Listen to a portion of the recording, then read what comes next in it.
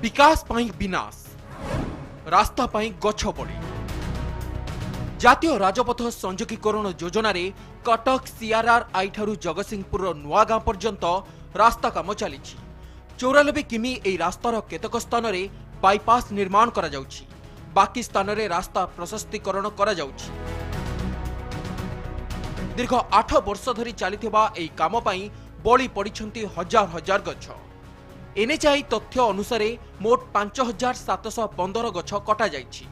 विकास नारे एपरी गछ कटाकू नापसंद करिछंती बुद्धिजीवी।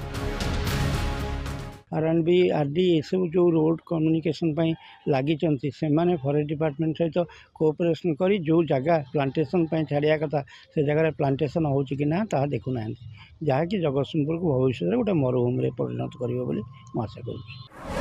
सरकारी नियम को फू काटिदे लगैबा को भूली गले।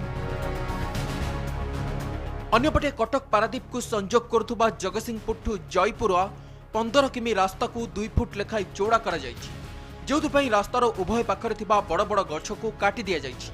अनावश्यक स्थले गछगुड़ी को मध्य काटी दिया जाउथुबा अभियोग आसिछि। तेबे रास्ता निर्माण सरिले नुआ गछ लगैबा को नियम रहिछि, हेले एजाबत गोटिए भी गछ लगा जाय नाही। तुरंत विभागीय अधिकारी सह आलोचना करी पदक्षेप नेबा नै प्रतिश्रुति दैछन्ती उपजिलापाल।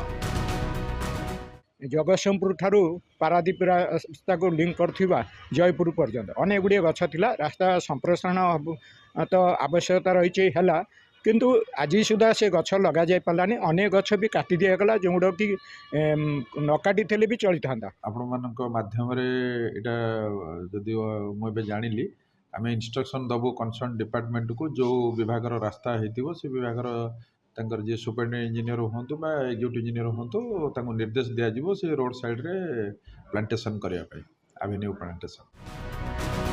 रास्ता चौड़ा हेबो, यातायात सुगम हेबो। विकास नारे हजार हजार गछ काटी चली जिबा केते युक्तियुक्त ताहा एक बड़ प्रश्न। गछर आवश्यकता को दृष्टि रखी रास्तार उभय पार्श्व रे वृक्षरोपण जरूरी। जगतसिंहपुर रमाकांत दास को रिपोर्ट, कनेक्ट न्यूज।